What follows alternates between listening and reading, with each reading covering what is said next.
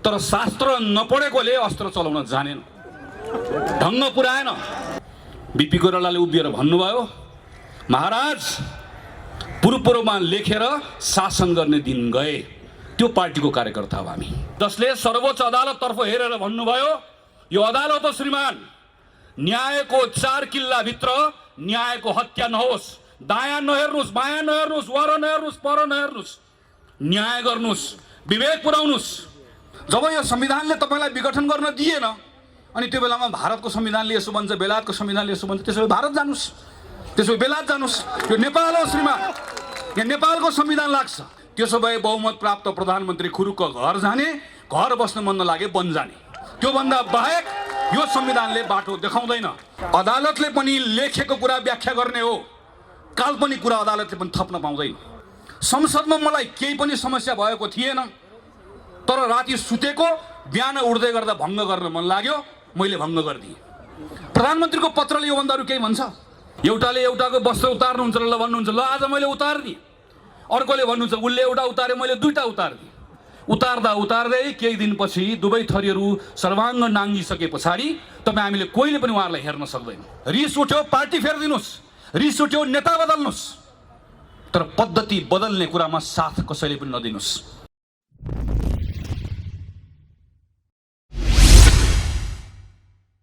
प्रधानमन्त्री केपी शर्मा ओलीले यो संविधानमा टेकेर घर बनाउने मौका पाउनुभयो। संविधान हामी सबैले हालेको जग हो, त्यो जगमा टेकेर घर बनाउनका निम्ति मौका पाउनुभयो। म त हेड मिस्त्री हो, मिस्त्रीहरूको नायक। मलाई 5 वर्षको निम्ति जिम्मा दिइयो, हातमा अस्त्र पनि दियो, तर शास्त्र नपढेकोले अस्त्र चलाउन जानेन, ढङ्ग पुर्याएन, घर बनाउन जानेन, घर बनाउन सकेन। घर बनाउन नजानेर घर बनाउन नसक्नेले मैले घर बनाउन सकिनँ, घर बनाउन जानिनँ भन्नुपर्नेमा दिएको अस्त्रको दुरुपयोग गरेर त्यही जगमा हान्न थाल्यो, त्यही जग भत्काउन थाल्यो। अनि वरिपरि रहेका आसेपासेहरू धुपौरेहरूले प्रभु तपाईँले गल्ती गर्नुभयो, तपाईँलाई जिम्मा त घर बनाउन दिएको, तपाईँलाई दिएको घनले तपाईँले यसलाई इट्टा फोडेर माथि पर्खाल लगाउनु होला भन्न ठानेको, तपाईँले जग भत्काउन थाल्यो भन्नुपर्ने ठाउँमा धुपौरे हेर्नुहोस् त देशभरि प्रधानमन्त्री हिँड्नुभएको छ, क्या बात, क्या भत्काउनु भयो भनेर वरिपरि भएको तपाईँ हेर्नुहुन्छ, थरीथरीका देख्नुहुन्छ। अनि प्रधानमन्त्रीलाई के लागिरहेको छ भने जसरी मेरो वरिपरि हिँड्नेहरूले मैले गरेको कदमको प्रशंसा गरिरहेका छन्, यसै गरिकन जनताले प्रशंसा गरिरहेका छन्। क्षमा गर्नुहोला प्रधानमन्त्रीजी, तपाईँ नेपाली जनताको अवमूल्यन गर्दै हुनुहुन्छ, अहिलेको युगको अवमूल्यन गर्दै हुनुहुन्छ। केही वर्ष पछाडि जब तपाईँ इतिहास बन्नुहुन्छ त्यो बेलामा नेपाली जनताले तपाईँलाई कसरी सम्झनेछन्, एकपटक आज राति बालुवाटारमा सुत्दै गर्दा आँखा चिम्म गरेर एकपटक सोच्नुहोस् तपाईँलाई कसरी सम्झनेछन्। तपाईँलाई नेपाली जनताले यत्रो 50औं वर्षको आरोह अवरोह पछाडि एउटा संविधान निर्माण गरेर नयाँ युगको सुरुवात गर्ने मौका पाएको, अभूतपूर्व अवसर पाएको एउटा प्रधानमन्त्री जसको सनकको कारणले गर्दा सिङ्गो देशलाई दुर्घटनामा पुर्याइदिने एउटा पात्रको रूपमा तपाईँलाई सम्झनेछ। तपाईँलाई नेपाली जनताले केही पनि थाहा नभएको, तर मलाई थाहा छैन भन्ने थाहा नभएको एउटा अयोग्य पात्रको रूपमा तपाईँलाई सम्झनेछ। तपाईँलाई नेपाली जनताले सिङ्गो संविधानलाई विघटन गर्ने एउटा पात्रको रूपमा सम्झनेछ। तपाईँलाई नेपाली जनताले जनताको मतको अपमान गर्ने एउटा पात्रको रूपमा सम्झनेछन्। नेपालको इतिहासको पानाहरू लेख्दै गर्दा जनताको अधिकारको लागि लड्ने पात्रहरूको पानामा प्रधानमन्त्री केपी शर्मा ओलीको नाम लेखिने छैन। तपाईँलाई कसैले पनि त्यो पाना पल्टाएर त्यहाँभित्र तपाईँको नाम खोजे भने कसैले भेट्ने छैन। तपाईँको नाम कहाँ लेखिनेछ? तपाईँको नाम नेपाली जनताको अधिकार खोज्ने शासकहरूको पङ्क्तिमा लेखिनेछ। त्यसैले तपाईँको बारेमा धेरै चिन्ता छैन, तपाईँका धुपौरेहरूको बारेमा त केही भन्नु पनि छैन। चिन्ता तपाईँको होइन, प्रश्न तपाईँलाई मात्र होइन, प्रश्न भोलि हामीलाई पनि हुन्छ। चिन्ता आज आफ्नै गर्नुपर्ने बेला आएको छ। त्यो बेलामा इतिहासले हामीलाई पनि प्रश्न गर्नेछ। त्यो बेलामा नेपाली काङ्ग्रेस के गरिरहेको थियो भनेर प्रश्न गर्नेछ। त्यो बेलामा नेपाली काङ्ग्रेसले भन्न पाउँछ प्रधानमन्त्री केपी शर्मा ओलीको कदमलाई असंवैधानिक कदम हो भनेर ढक्क उभिएर बसेको थियो भनेर भन्न पाउँछ। तर भन्न पाउने हक र अधिकारलाई हाम्रै केही साथीहरूले अल्मलाइदिनु भएको छ कि लड्डु काङ्ग्रेसहरू मैदानमा आउनु भएको छ। यो हातमा पनि लड्डु, त्यो हातमा पनि लड्डु। लड्डु काङ्ग्रेसहरूको कारणले गर्दा आज काङ्ग्रेसमाथि नै प्रश्न उठेको छ। यो प्रश्नलाई पनि भोलि उठ्न नसक्ने गरिकन थेचारेर हामी अगाडि बढ्नुपर्नेछ। यो नेपाली काङ्ग्रेस पार्टी हो जसको नेता बीपी कोइरालाले मोहन शमशेरको अगाडि उभिएर भन्नुभयो, जतिखेर मोहन शमशेरले भने तिमी बाहुनको छोरा भएर गद्दीमाथि आँखा लगाउने, बीपी कोइरालाले उभिएर भन्नुभयो महाराज पूर्वमा लेखेर शासन गर्ने दिन गए। त्यो पार्टीको कार्यकर्ता हो हामी। त्यसैले आजको दिन नेपाली काङ्ग्रेसको प्रत्येक साथीले आफैलाई प्रश्न गर्नुपर्छ, यदि कोही अलमलमा छ भने तपाईँ निर्वाचनको पक्षमा कि संसद पुनर्स्थापनाको पक्षमा? गलत प्रश्न।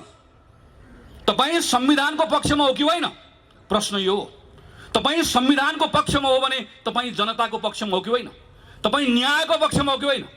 तपाईँ आज न्यायको पक्षमा हो कि अन्यायको पक्षमा हो? तपाईँ आज संविधान र जनताको पक्षमा हो कि यो संविधानलाई विघटन गर्ने तत्त्वहरूको पक्षमा हो? प्रश्न यो प्रश्नमा नेपाली काङ्ग्रेस पार्टीले स्पष्ट निर्णय गरेर आफूलाई उभ्याएको छ।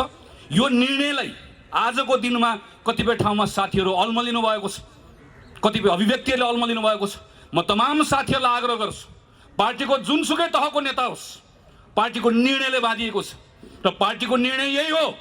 पुस 5 गते प्रधानमन्त्री केपी शर्मा ओलीले गर्नुभएको काम असंवैधानिक हो। असंवैधानिक केपी ओलीको कदम मुर्दाबाद पार्टीको नारा यही हो। योभन्दा दायाँ बायाँ न नेपाली काङ्ग्रेसको निर्णय छ न कसैले निर्णय गराउन पाउँछ। प्रश्न काङ्ग्रेसलाई मात्र होइन, प्रश्न अदालतलाई पनि आउँछ। केही साथीहरू के भन्नुहुन्छ भने अदालतको बारेमा बोल्नु हुँदैन। म फेरि भन्छु, बीपी कोइरालाको पार्टीको कार्यकर्ता हो हामीहरू र यही बीपी कोइराला हो जसले सर्वोच्च अदालततर्फ हेरेर भन्नुभयो यो अदालत हो श्रीमान, न्यायको 4 किल्लाभित्र न्यायको हत्या नहोस्, दायाँ नहेर्नुहोस्, बायाँ नहेर्नुहोस्, वर नहेर्नुहोस्, पर नहेर्नुहोस्, न्याय गर्नुहोस्, विवेक पुर्याउनुहोस्। अदालततर्फ हेरेर पञ्चायतको बेलामा फाँसी मुद्दा लागेको बेलामा बोलेका बीपीका कार्यकर्ताहरू आज रामशाह पद देखेर पर भागेर अदालतको बारेमा बोल्दैनौँ भनेर भन्छ भने ती कायरहरू मात्र हुन सक्दछ। अदालतको बारेमा काङ्ग्रेसले बोल्दैन भन्ने भ्रम नराखौँ। अदालतमा भइरहेको विषयका बारेमा काङ्ग्रेस त बोलिसक्यो र काङ्ग्रेस बोलेर भनिसक्यो पुस 5 गतेको कदम असंवैधानिक हो। अब अदालतले योभन्दा दायाँ बायाँ फैसला गर्दैन भन्ने हाम्रो विश्वास। श्रीमानहरूलाई हामीहरू भन्न चाहन्छौँ, तपाईँहरू संविधान पल्टाएर हेरिराख्नु भएको छ, हेर्ने त्यही नै हो। संविधानको अक्षरहरू पढिराख्नु भएको छ, धाराहरू पढिराख्नु भएको छ, पढ्ने त्यही नै हो।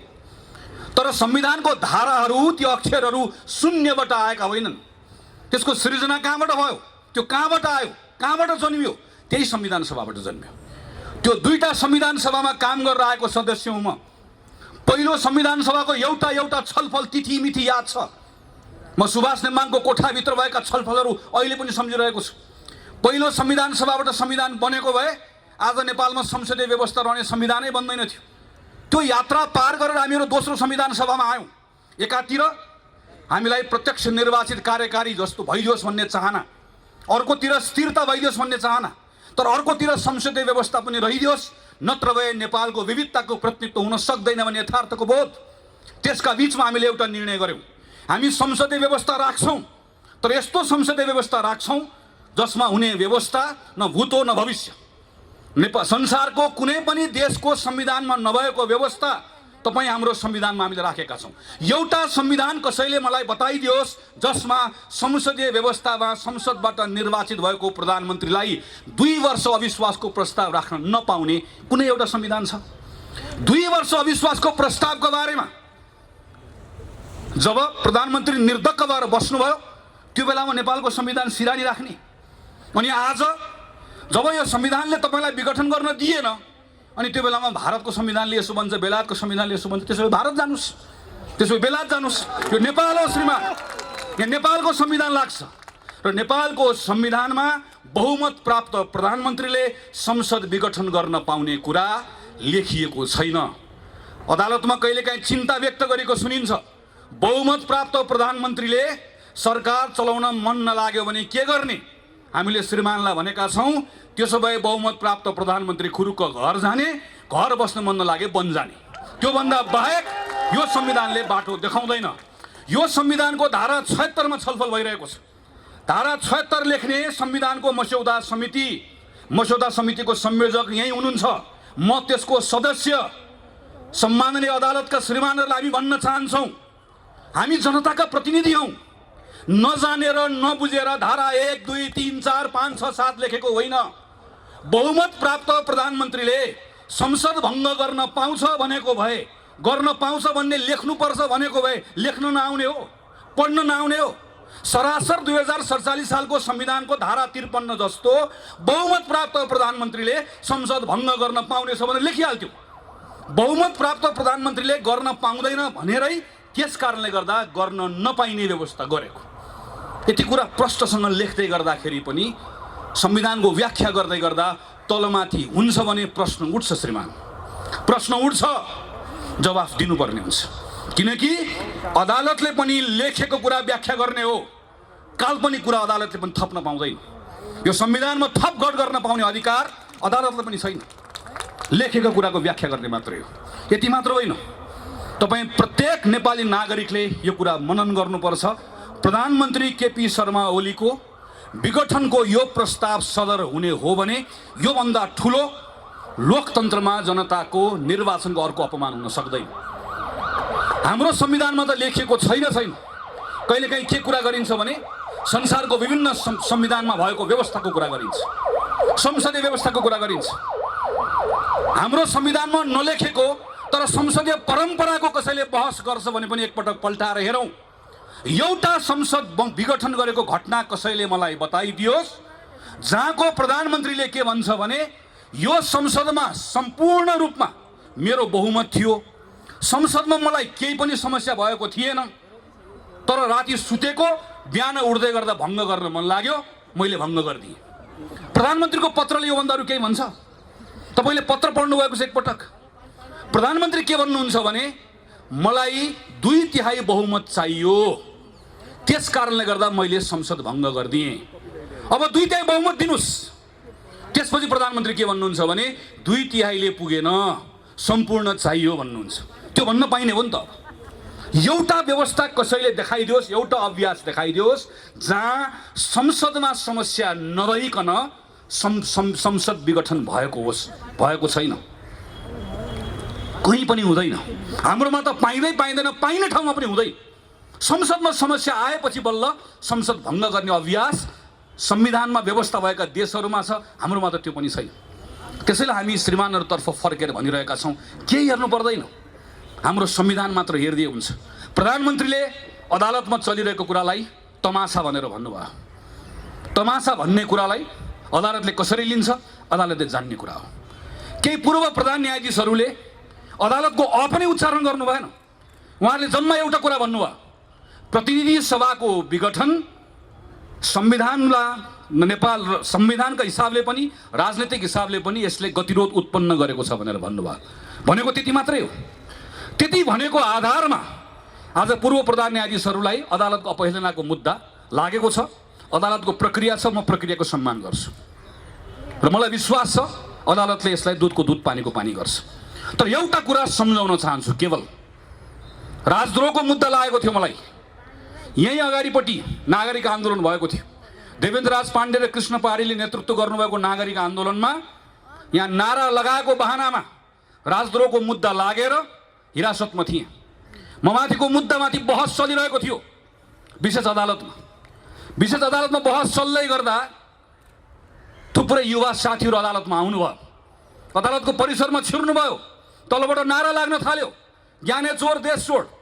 र त्यही बेलामा मेरो पक्षमा बहस गर्दै गरेका वकिलहरूले भन्नुभयो, श्रीमान एकछिन अदालतमा मौनता चाहन्छु, श्रीमान एकछिन कोही नबोलिदिनुहोस्। कोही बोलेनन्। पछि भित्र युवाहरू भित्रै पसे, नारा लगाउँदै गए, अझ स्वर ठुल्ठुलो हुँदै गयो। अनि मेरो पक्षको वकिलहरूले भन्नुभयो, श्रीमान मेरो पक्षलाई आज जुन आरोप लागेको छ त्यो आरोपको आधारमा तपाईँले आज यसलाई राजद्रोही भन्ने हो भने ती राजद्रोहीहरू त अदालतमा आइसके, यी सबलाई राजद्रोही तपाईँले भन्नुपर्छ। अब कतिलाई राजद्रोही भन्नुहुन्छ भनेर भनेको म सम्झन्छु। आज संविधानमा नलेखिएको संसद विघटन गरेको कुरा गलत हो भनेर कसैले भन्दै गर्दा नेपालको प्रधानमन्त्रीले विधिको शासनमा विश्वास गर्नुहुन्न, सेटिङको शासनमा विश्वास गर्नुहुन्छ भनेर कसैले भन्दै गर्दा अदालतको अपहेलनाको मुद्दा लाग्छ भने अपहेलनाको मुद्दा हामी सबैलाई लगाइयो श्रीमान। हामी सबैले त्यो मुद्दा खेप्न तयार छ। न्यायको पक्षमा बोल्दै गर्दा अदालतको अपमान हुँदैन। हामी अदालतको मान बढाउन चाहन्छौँ, अदालतको शान बढाउन चाहन्छौँ। सर्वोच्च अदालत भन्ने नाम संविधानले दिएको, तर सर्वोच्च अदालतप्रतिको सर्वोच्च विश्वास अदालतले आर्जन गर्नुपर्छ, न्यायबाट आर्जन गर्नुपर्छ, फैसलाबाट आर्जन गर्नुपर्छ, न्याय गरेको देखिनुपर्छ। त्यसका निम्ति हामीहरू बोलिरहेका छौँ। कतिपय साथीहरू भन्नुहुन्छ आज हामी नेपाल कम्युनिस्ट पार्टी दुईटा हुँदै गर्दा कुनै एउटाको पक्षमा नबोलौँ, कुनै अर्कोको पक्षमा नबोलौँ। मलाई यसमा अल्मलिनु पर्ने कारण केही पनि छ भन्ने लाग्दैन। कम्युनिस्ट पार्टीका साथीहरू दुईतिर अहिले फर्केर बस्नु भएको छ। एउटाले एउटाको वस्त्र उतार्नुहुन्छ र ल भन्नुहुन्छ ल आज मैले उतारिदिएँ, अर्कोले भन्नुहुन्छ उसले एउटा उतारे मैले दुईटा उतारिदिएँ। उतार्दै केही दिनपछि दुवै थरीहरू सर्वाङ्ग नाङ्गिसके पछाडि तपाईँ हामीले कोहीले पनि उहाँहरूलाई हेर्न सक्दैनौँ। र त्यो बेलामा नेपाली जनता आफैले भन्नेछन् हामीलाई को सक्कली को नक्कली थाहा छैन, तर हामीलाई सक्कली कम्युनिस्ट पनि चाहिएन, नक्कली कम्युनिस्ट पनि चाहिएन। हामीलाई तातेको कम्युनिस्ट पनि चाहिएन, हामीलाई सेलाएको कम्युनिस्ट पनि चाहिएन। हामीलाई गड्याङ गुडुङ गर्दै आउने उत्तौलो खरे जस्तो कम्युनिस्ट पनि चाहिएन। हामीलाई जमेर गनाएको पोखरी जस्तो गनाएको कम्युनिस्ट पनि चाहिएन। हामीलाई यो पनि चाहिएन, हामीलाई त्यो पनि चाहिएन। नेपाली जनता आफैले भन्नेछन्। हामी यहाँ छौँ भनेर लेखेर बस्नुभएका साथीहरूलाई नेपाली जनता आफैले प्रश्न गरिरहेका छन्। हिजो नेपाली कङ्ग्रेसका साथीहरू संसदमा सडकमा राष्ट्रपति रानी जस्तो हुन खोजिबक्स्यो भनेर भन्दै गर्दा तपाईँहरू कहाँ हुनुहुन्थ्यो? हिजो संसदमा उपसभामुख पनि चाहियो, होइन भने संवैधानिक परिषदमा प्रधानमन्त्रीले दादागिरी गर्नुहुन्छ भन्दै गर्दा तपाईँहरू कहाँ हुनुहुन्थ्यो? हिजो निर्वाचन आयोगमा स्वतन्त्र मान्छे लिएर जाउँ भन्दै गर्दा तपाईँहरू कहाँ हुनुहुन्थ्यो? आज चुनाव चिन्ह मलाई दियो म यहाँ छु भन्दै गर्दा तपाईँहरू कहाँ हुनुहुन्थ्यो भन्ने प्रश्न तपाईँ हामीले गर्नु पर्दैन। आम जनताले गरिरहेको प्रश्न छ। हामी यसमा अल्मलिनु पनि पर्दैन, किनकि आजको मूल प्रश्न यो होइन। आजको मूल प्रश्न संविधान माथि भएको घात हो। आजको मूल प्रश्न संविधान विघटन गरिएको विषय हो। आजको मूल प्रश्न संविधानलाई ट्र्याकमा फर्काउने कुरा हो। आजको मूल प्रश्न व्यवस्था जोगाउने कुरा हो। म खास गरिकन नौजवान साथीहरूलाई म अनुरोध गर्न चाहन्छु। 48 सालमा 9 कक्षामा पढ्थेँ, 46 सालको बेलामा प्रदीपजी हामीहरू एउटै विद्यालयमा भक्क स्कुल पढ्दै थियौँ। ठुलो परिवर्तन भयो। परिवर्तनपछि सब ठिकठाक हुन्छ भन्ने लाग्यो। धेरै कुरा भनेको जस्तो भएन। माओवादी आयो, बन्दुक बोकेर आयो, व्यवस्था बदल्छु भनेर आयो, दरबार आयो, व्यवस्था बदल्छु भनेर आयो। त्यो बेलाका युवाहरूको त्यो क्षणिक आवेगमा, क्षणिक नैराश्यतालाई त्यसको दुरुपयोग गरेर अनेकन शक्तिहरू आयो। तर त्यसले हाम्रो पुस्ता खायो, हाम्रो एउटा जेनेरेसन गयो। यो बेलामा तपाईँको रिस पार्टीसँग हुन सक्छ, तपाईँको रिस नेतासँग हुन सक्छ। रिस उठ्यो पार्टी फेरिदिनुहोस्, रिस उठ्यो नेता बदल्नुहोस्, तर पद्धति बदल्ने कुरामा साथ कसैले पनि नदिनुहोस्। यो पद्धति बदल्ने भत्काउने कुरा फेरि एकपटक सुरु भयो भने अर्को 20 वर्ष जान्छ। लेखेर राख्नुहोस्, गनेर राख्नुहोस्। तपाईँलाई मन परेन मूर्ख शासक बदलिदिनुहोस्, तर मूर्ख शासकको हुकुमले चल्ने पद्धतिले नेपालको हित हुँदो रहेनछ भन्ने कुरा इतिहासले बताएको छ, पटक पटक प्रमाणित भएको छ। त्यसैले यो बेलामा कोही प्रतिको माया राख्नु पर्दैन, कोही प्रतिको दुराग्रह पनि राख्नु पर्दैन। तपाईँ काङ्ग्रेस हुनै पर्दैन। काङ्ग्रेस हुने, काङ्ग्रेसलाई मत हाल्ने कुरा आउँछ त्यो दिन गर्नु होला। यो पटक तपाईँ एउटा नेपाली नागरिक भएर सोच्ने हो। तपाईँले यो पटक तपाईँले नेपालको भविष्यका बारेमा सोच्ने हो। यो बेलामा तपाईँ बोल्ने जसरी गङ्गालाल 22 वर्षको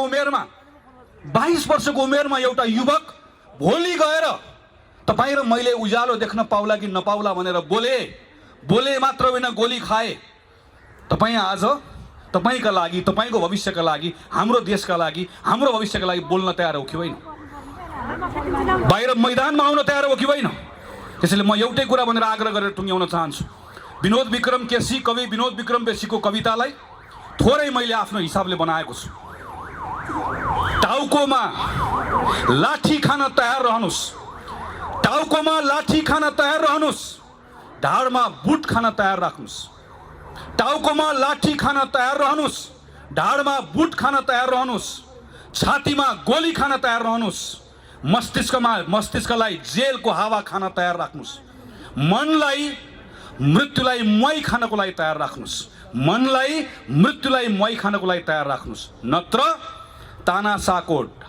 तानाशाहसँग हार खाएर इतिहासको गाली खान तयार रहनुहोस्। इतिहासको गाली खाने हो वा लड्ने हो आफ्नो हकका लागि, आफ्नो अधिकारका लागि। आज शहीद दिवसमा त्यही भएर मैदानमा आएको। संकल्प गर्ने हो कि होइन, बोल्ने हो कि होइन, लड्ने हो कि होइन, डट्ने हो कि होइन, त्यही साहसका साथ, संकल्पका साथ देशभरिका साथीहरू उठ्नुहुन्छ भन्ने विश्वास गर्दै मेरो कुरा टुङ्ग्याउँछु। धन्यवाद, नमस्कार।